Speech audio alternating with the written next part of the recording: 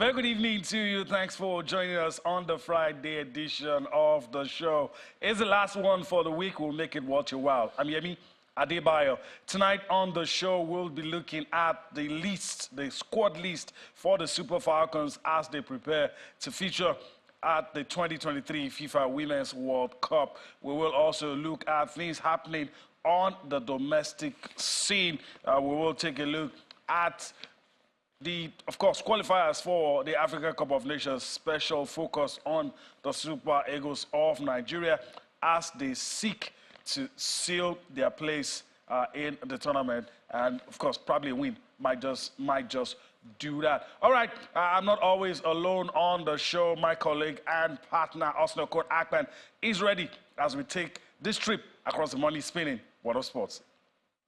Well, greetings to you, Yemi, and of course, our viewers joining us from different parts of the world. Still an action-packed tour of sports. I see Coach Randy Waldrum and the Super Falcons. They are ready for the FIFA Women's World Cup with the list, being released. You can tell that, yes, most majority of the players are persons that we expect to see represent Nigeria at the senior women's level. We'll talk about that big time on the show tonight. And of course, you mentioned the Super Eagles of Nigeria.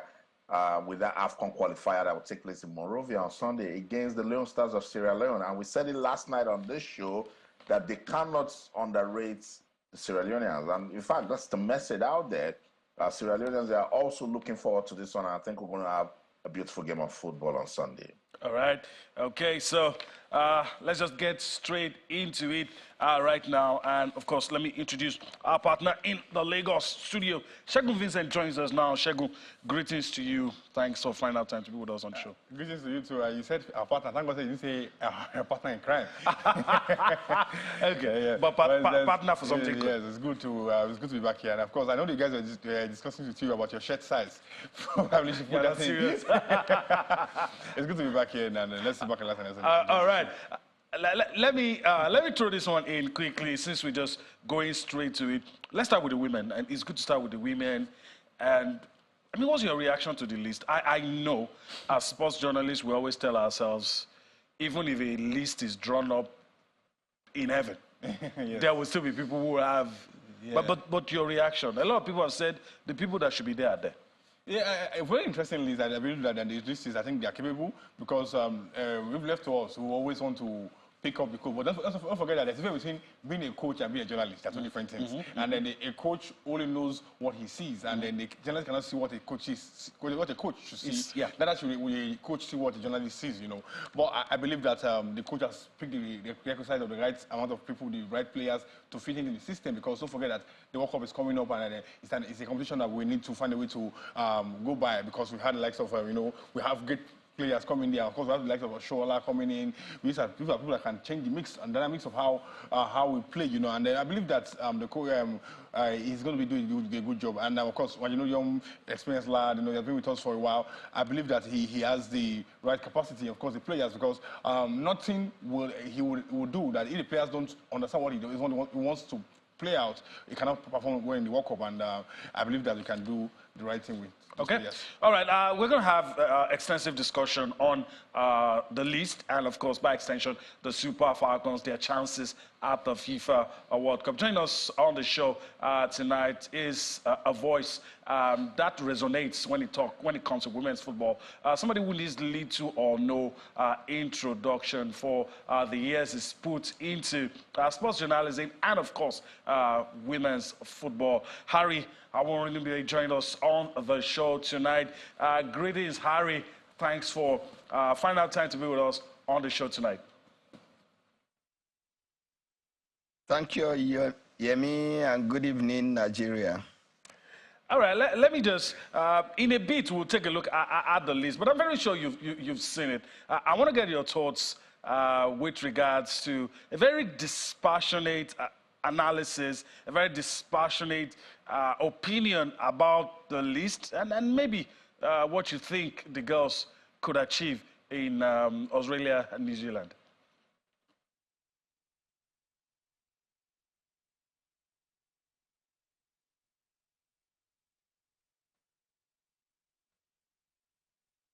Okay.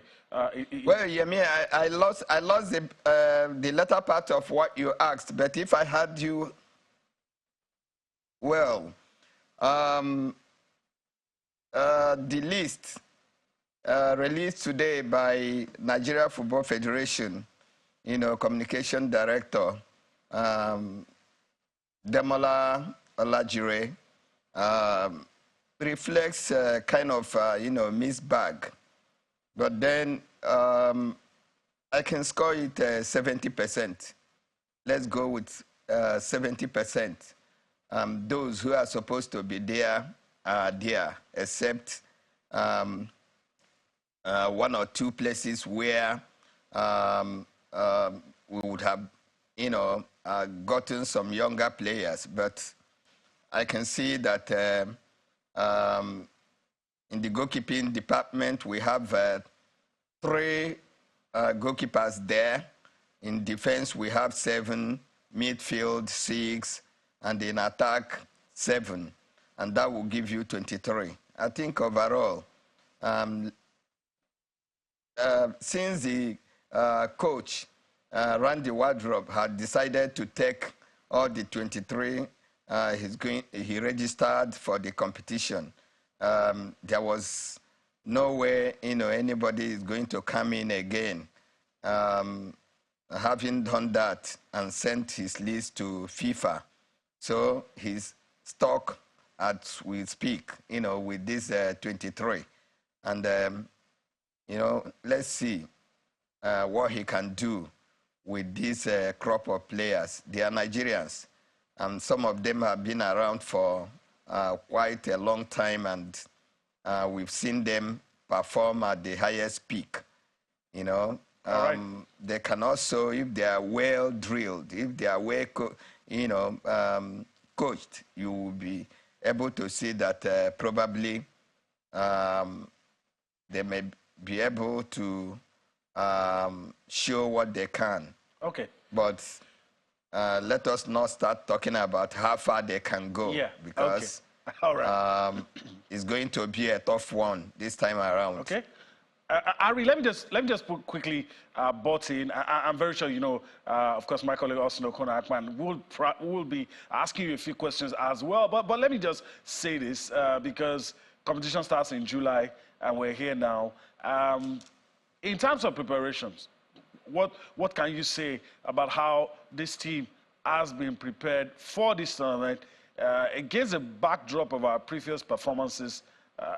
The recent ones, that is, at this tournament?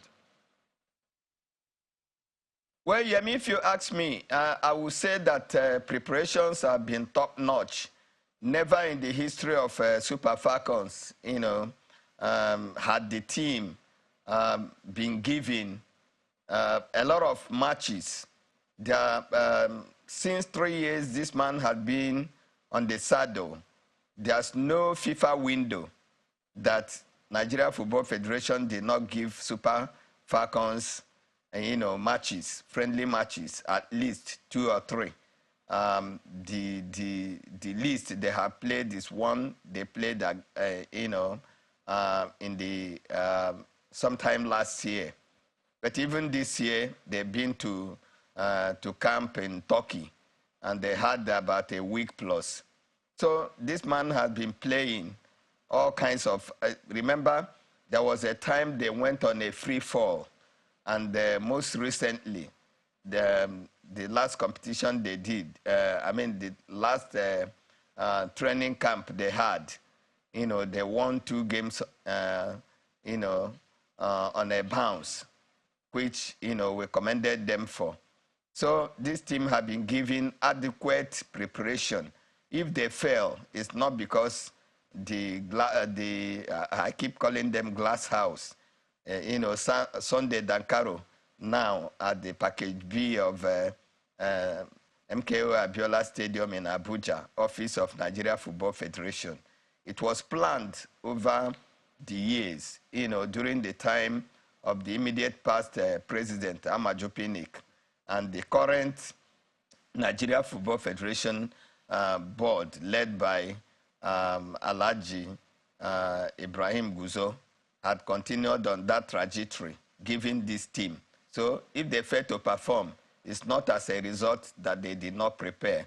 They were given for 3 years now, since 2020, when Randy Waldrum was brought in. There has never been any time this team wasn't out there playing in a FIFA window.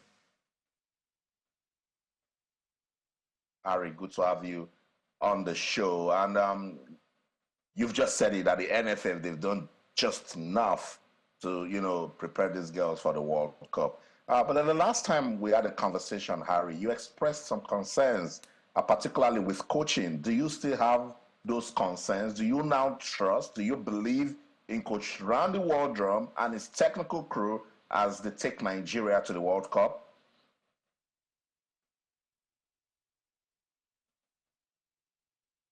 No, Austin, I'll tell you straight up, I don't have confidence in that coach. He hasn't got what it takes to take Super Falcons, the best team in Africa, the nighttime winners of now WACON, that's Women African Cup of Nations, starting from the time 1998, it came as African Women Championship. So Austin, you know it. You are a very good, follower of boxing. You cannot punch, above your weight.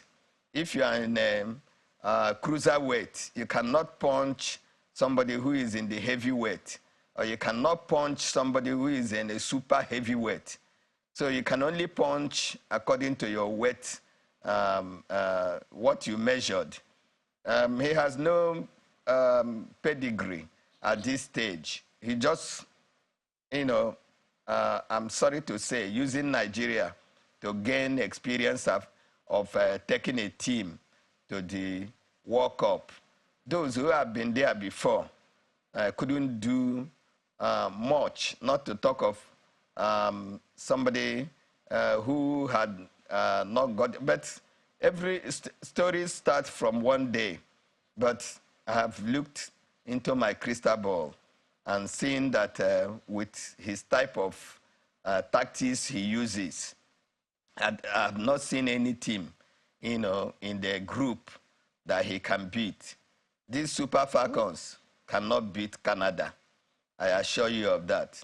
These Super Falcons will find it very difficult to beat Australia, that has Sam Kerr of Chelsea Football Club in England. These Super Falcons will struggle against, Republic of Ireland. These are teams that are coached by, European, top European and Asian coaches that know their pedigree. So, Harry, but we are Nigeria, Harry, and this is my country, and this is the team I have followed from birth. So I wish them all good.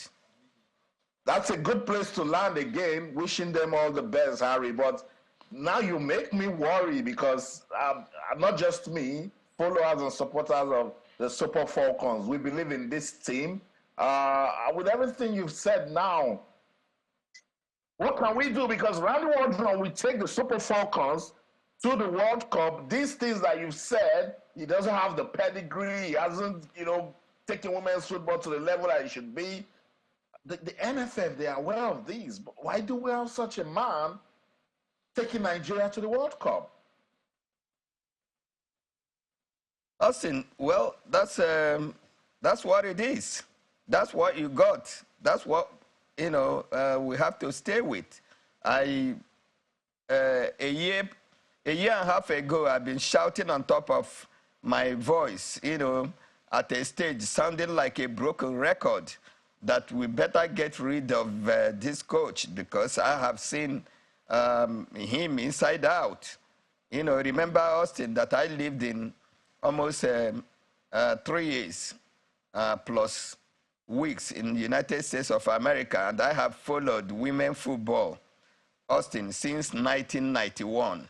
And I have been to every FIFA Women World Cup every 4 years, except one or two in 1991. But since 1995, I made my debut in Sweden, 95. I followed it up with 1999 in United States. Then back to back to United States, hosted again in 2003. See, ever since, until the last one in France, I've seen women football develop. I've seen women football grow. I have seen countries, that were not there before doing well. But then, we are left with him until the end of the World Cup. So if they want now to retain him, good luck.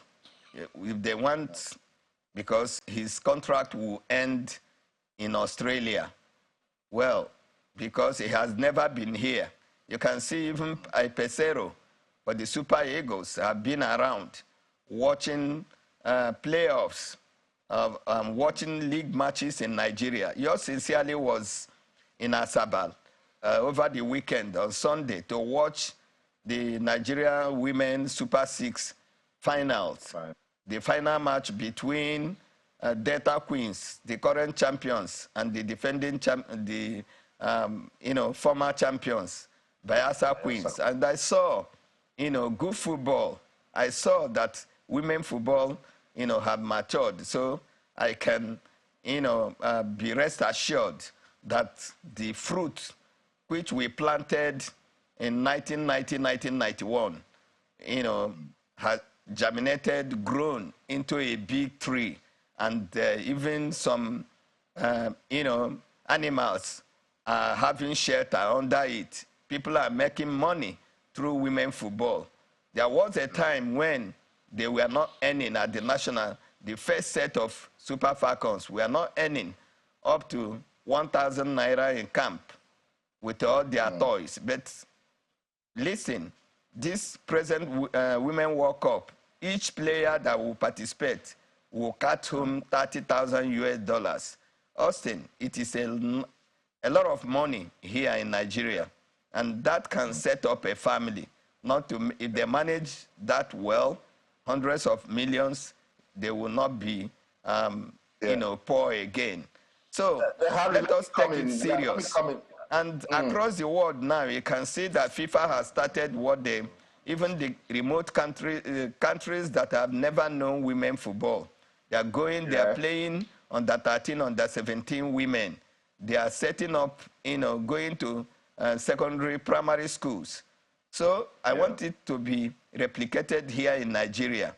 So at the World Cup, I think Nigeria should be rubbing shoulders because it's one of the few you can count on your fingers that have made it to every Women World Cup.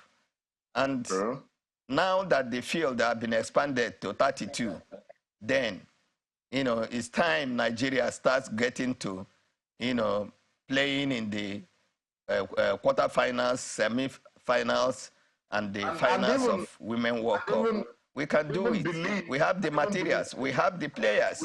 We have, if we have good coaching crew, we can do well. Totally with you, Harry. Let's give it back to Yemi so Yemi can run us through the players that Coach Randy Waldrum has picked for the World Cup. And then after that, we'll go on a break and we'll come back and wrap it up with Harry. So Yemi's over to you. All right, let's just take a quick look at the squad list. You're going to have it on your screen. Of course, I'll run through the list. And it's going to come up shortly. There you have it. FIFA Women's World Cup Super Falcons squad. The goalkeepers, Chiamakanwa, Nadozie, Chochukoluehi, Yewande Balogun. Those are the three goalkeepers, just like Ari said, in the squad. Let's flip quickly and move over. Of course, 7 defenders: Onoma Ebi, Osinachi Ohale, Gloria Ogbonna, Ashley Plumter, Rafiat Imoron, Michelle Alozie, Oluwatosin Demehi. She plays in France. All right, let's go to the midfield, the heart of any team. Let's take a look at the players in midfield. Alimato Ainde, Rashidat Ajibade, Christy Ucheibe, Jennifer Chegini, those are the ladies there. Tony Payne also in the squad, and Deborah Abiodun also included in midfield. For the forwards, Uchenna Kanu is there. Gifts Monday is there as well. Ifeoma Onumonu, Azizat Oshola, Desire Okparanozie, Francisca Odega, and Esther Okoronkwo. That is the squad of the Super Falcons for the 2023 FIFA Women's World Cup. We need to go on a break right about now, but do not forget, we still have a lot for you. We have a lot for you, and so there it is. Let's go on a break. We'll come back for more on Sports Tonight.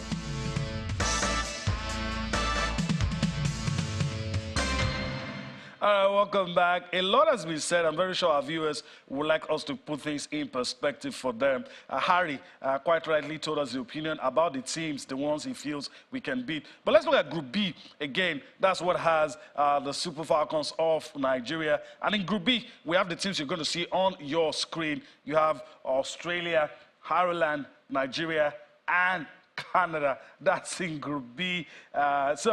In which order will the ladies play? I'm very sure you would want to know that. In which order, on which day, what's the date? Okay, let's give that to you as well. The Super Falcons Group B fixtures. We're playing Canada first. July 21 is the date against Canada. Then again, we'll go to the ladies, Australia, our next port of call, July 27. Then, well, in quotes, the weakest team in the group, but I said in quotes because you never know these days. Everybody, just like Harry said, everybody has improved. The Republic of Ireland up against Nigeria. All right, let me go to the guy who's been silent all through and is listening to everybody, and I want to get his opinion as quickly as I can. Once I'm done with that, I'll return to Harry for his closing thoughts. But Segun, you've listened to everything. Do you think it's doom and gloom? It's not going to be a walk in the park because we're playing against tough side. They're playing against Canada, against Australia. We're playing against Republic of Ireland, and these are foreign-based side. Although we have a couple of foreign-based players on the side, I know that Waldrum, a lot of people have their opinions of that positive and negative. But we cannot bury the baby before the baby has been born. Let the baby be born before we bury the baby. So I believe that a fair playing ground should be given to him. Not to take away the fact that and our best result at the World Cup is quarterfinal, and that was 1999. That's the last 1999 to now. That's 20-something years ago. So that's a 20-year-old child is going to be probably in university, or probably be working, or probably going to be married with a woman. But not to say that there's a tough task at hand, and the monies that are going to be won by these players is almost like a no-brainer. And I said almost like a what's the word now? Like it's almost like an extra motivation for them. Each player could get as much as 1 to 4 million naira if they win the World Cup, and if they crash at the group stage, they're going to get 13 million naira. That's a lot of money. Some people are probably going to live a full generation before touching that money. So that's an extra motivation for them. 1 to 4 million naira is not a joke. All right, I know it's not a joke, Shegu. All right, let's go back to our Abuja studio where Harry Awomrebe is still sitting, and let me just get his thoughts. Even as we, Harry, I know you're a very busy man, and we're really running out of time. When you started, you said you don't want to talk about how far you think the girls would go, but on this show, we always ask our viewers that kind of a question. So, of course, your parting shot on the show tonight, how far, with all you've said, how far do you think the girls can go?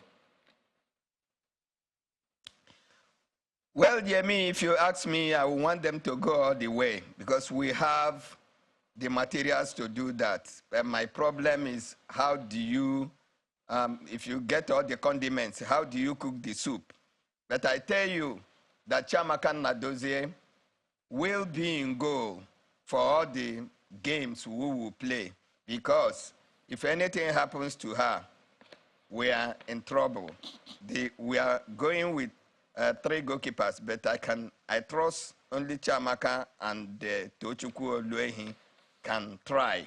But the 3rd goalkeeper, Yewande Balogu, of 30-something years, not being active, most of the time, has not kept for this team over 3 years consistently. Waldrum has brought her.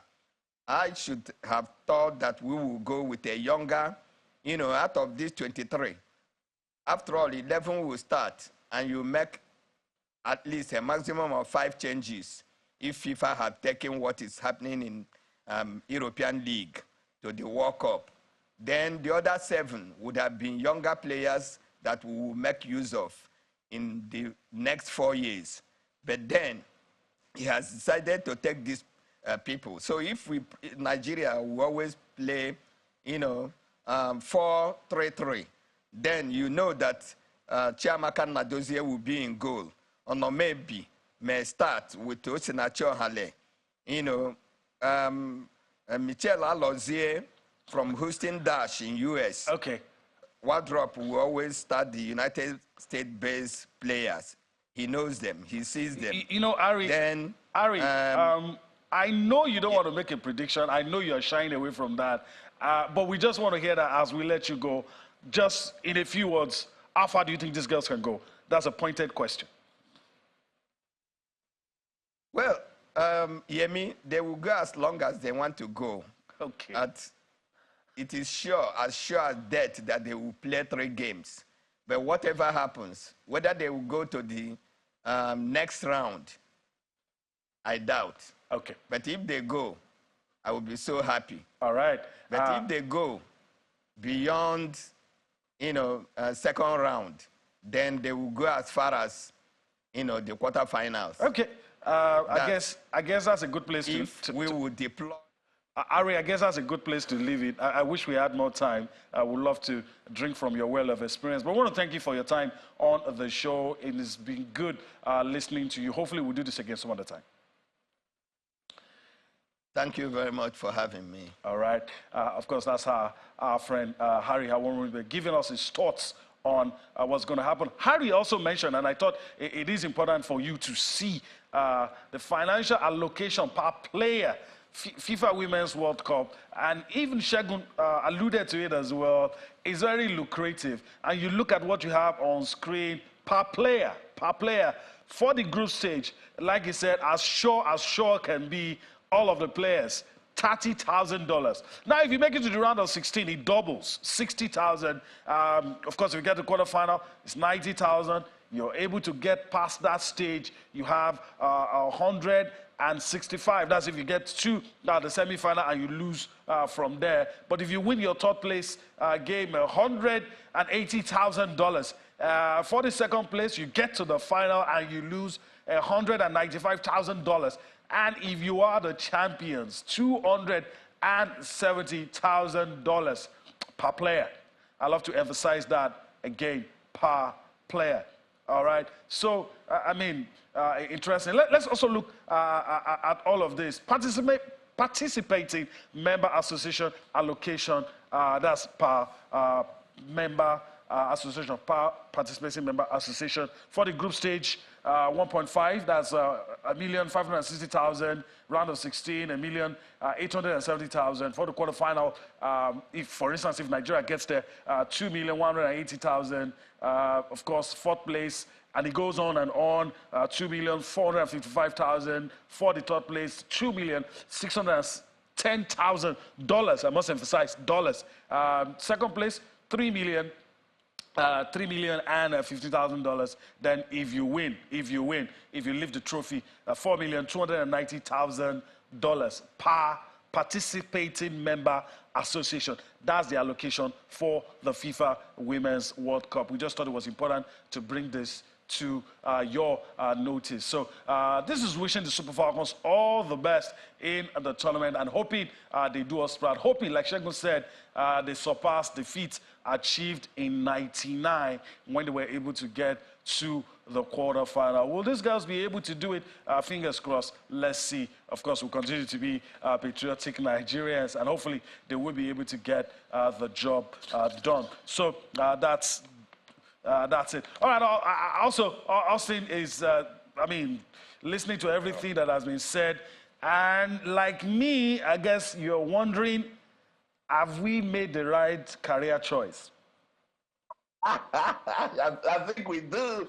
We're just doing our part here. I mean, the world needs, different people to make it a better place. So I think I've made the right choice, for me to be promoting these girls to go make good monies, discovering talents, and using sports to empower young persons. I think our reward is in heaven. Let's just leave it like that. But this is going to be a fantastic Women's World Cup. I can't just wait to have it, upon us, because this sort of money that FIFA has put on this football teams make it serious now. It will open up the business space for women's football, and that's why I looked at the list again that Coach Randy Waldrum drafted.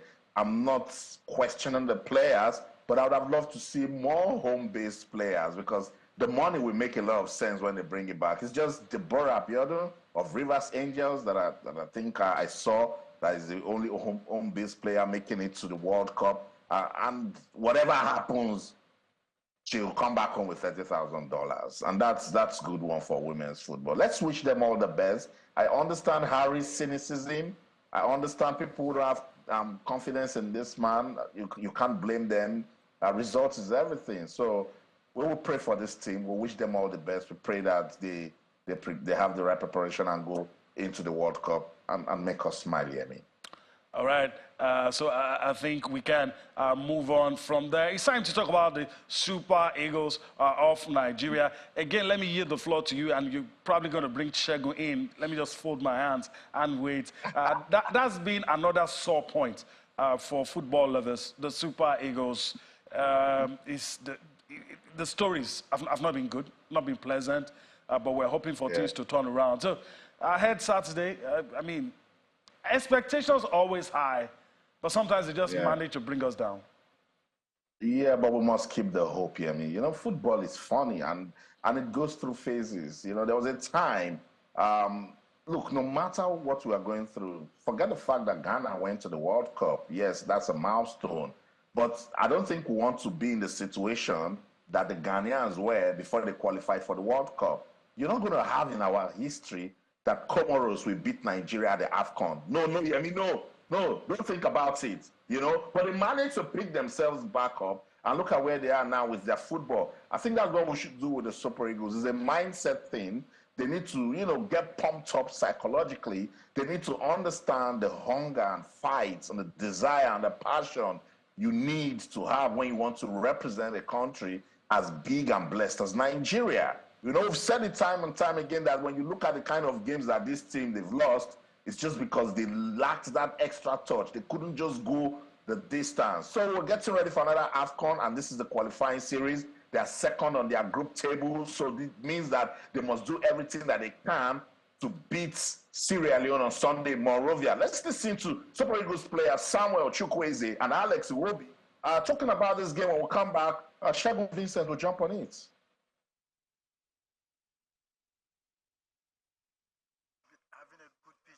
Most important, because me playing in a good pitch, having a fantastic season, and everybody saying, "Oh, Samuel, you don't do well in the national team."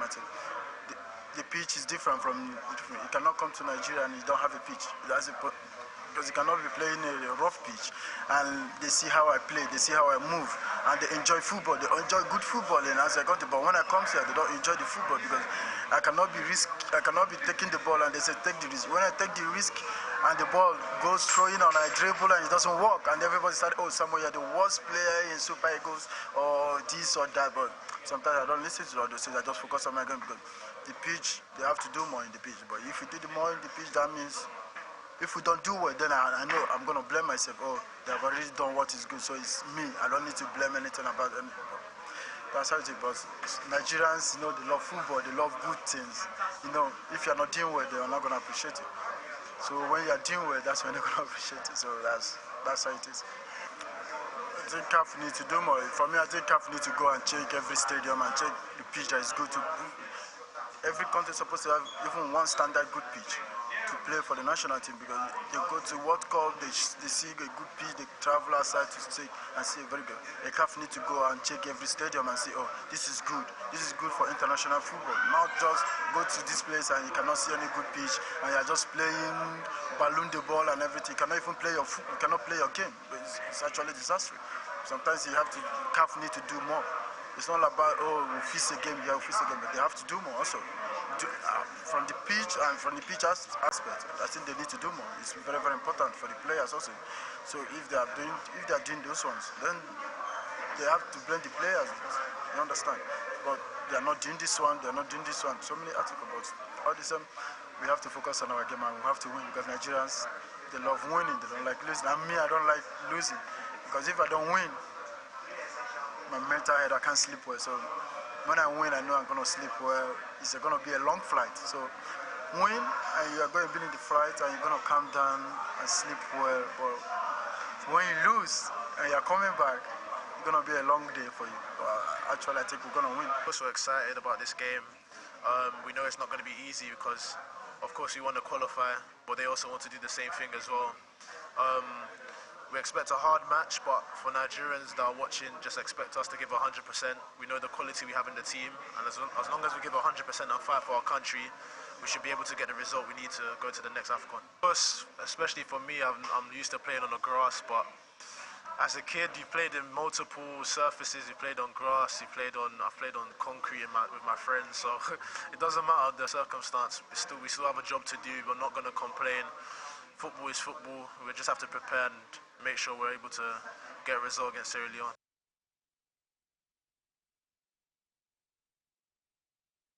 Yeah, so that's the Super Eagles players, Samuel Chukwueze and Alex Iwobi talking ahead of that game against Sierra Leone. And look, it is what it is. Infrastructure is very important. If the pitch is bad, you're bringing players from Europe where they are playing on standard pitches, and then you take them to a terrible pitch to play football, the ball behavior won't be the same, and they will not be optimal. I remember I told an NFF official right after that game against Ghana in Abuja, and I said, look, if we're going to take the Super Eagles to a bad pitch, just call home-based players and one foreign-based goalkeeper, because it's only the goalkeeper that will not run around that pitch. Shegun Vincent, that's what these players are talking about. We need to have good standard pitches in Africa, otherwise our football will continue to struggle. Do you agree? Yes, of course, I do agree to some extent, and that's not a player problem, that's not a coaching problem, that's an administrative problem. And like I said before, in every country, South Africa, Australia, and Europe, what goes on there is that the administration have a plan towards football. So it's a plan for probably like 5 years or 10 years or whatever that we want to create this amount of pitches a particular time. Let me give you a case study of Iceland. Iceland, I think some years back, I remember the amount of years ago, they came up with a plan to create pitches at every certain distance. The pitches are going to have floodlights, and they're going to be on 24/7, means that they're going to be opened and players can go in. We know that they have an issue of talent, but for us here, the issue is not talent. We have a lot of talent in Africa. We have a lot of talent in Nigeria. But the problem is, first of all, administrative. Second of all, is vision. Third of all, is the plan and strategy to which these players can perform. We have MPF, we have teams that still borrow pitches in Africa. We still have issue of security. Not to say that they're not working, we don't have administrators that continue to balance the act, because we have people that are also working towards it. But sometimes there can be constraints. When you're constrained in doing certain things, it affects the plan in the long run, in the short run. And that's where the issues are. And continuity plan again, because there's no point in changing people when there won't be any continuity, because Mr. A has a plan A. Mr. B say, me and Mr. A, because I don't like the plan A, or I don't have Mr. Plan, Mr. A. So therefore, I come with my own plan, and the plan are going forward apart. Contrasting. So it's contrasting, and there's no, at the end of the day, there's no conclusion. So everybody's going towards the side, going to the side, and these are issues. The players can only do the best that they can in their own talent or their own ability, but you can't also the coaches. So there has to be a parity. I agree with you. I agree with you. That's a good place to leave it. Shegun, I want to thank you for your time on the show today. Time went by fast, but I was nothing we could do about it. It's good to be back here. Hopefully, by God's grace, inshallah, next week we'll be around. All right. Okay, I'll see. We gotta go. We'll be back again next week, hopefully with sharing news of how the Super Eagles defeated Sierra Leone. That's the show in London. I'm Austin Okonakman. In everything you do, remember, keep talking sports. Bye for now. All right, that's the show. We do hope you enjoyed everything. We'll be back again next week. Enjoy your weekend. I'm Yemi Adebayo. Bye-bye now.